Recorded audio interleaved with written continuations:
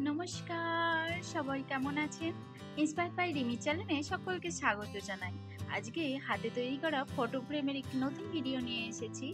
ছোট্ট একটি বোন তার বান্ধবীর জন্য হাতে তৈরি করা ফটো ফ্রেমটা বানাতে দিয়েছে আমাকে।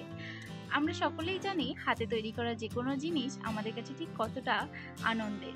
আর যে মানুষটা গিফট করছে সেই মানুষটা কতটা ভালোবেসে দিয়েছে। আর আমরা যারা বানাই তারা তো সমস্তটা দিয়ে বানানোর চেষ্টা করি যে সেই কাজটা কতটা সুন্দর লাগতে পারে।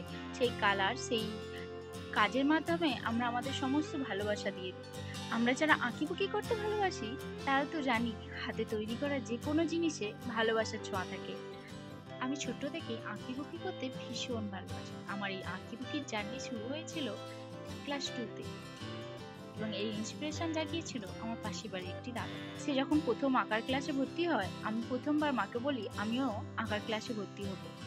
সে নিম্ন মধ্যবিত্ত ফ্যামিলির একটি মেয়ে যখন তার মায়ের কাছে এই আবদারটি করে, তখন সেই আঁকার ক্লাসের বেতন ছিল মাত্র 50 টাকা। কিভাবে সেটা জোগাবে সেই মাই সেই দিন বুঝেছিল। তখন আঁকার ক্লাসে ভর্তি করেছিল পড়াশোনার ক্ষেত্রে কিংবা স্কুল লাইফে যদি কোনো আঁকার প্রয়োজন পড়ে তাই জন্য। কখনো ভাবিনি সেই আঁকাটা আমার প্রফেশনাল হয়ে উঠবে। আমি জব করি, তার পাশাপাশি এই হাতের কাজগুলো করতে আমার ভীষণ ভালো লাগে। বিভিন্ন ধরনের হাতের কাজ করতে আমার ভীষণ ভালো লাগে। এরকমই একটি ছোট্ট ভাইয়ের জন্মদিনে আমি ফটো ফ্রেম গিফট করেছিলাম। সেখান থেকেই এই ছোট্ট বোনটি আমাকে এই ফটো ফ্রেমটি অর্ডার দিয়েছি। কাজটা কেমন লাগলো তোমরা অবশ্যই কমেন্ট করে জানাও।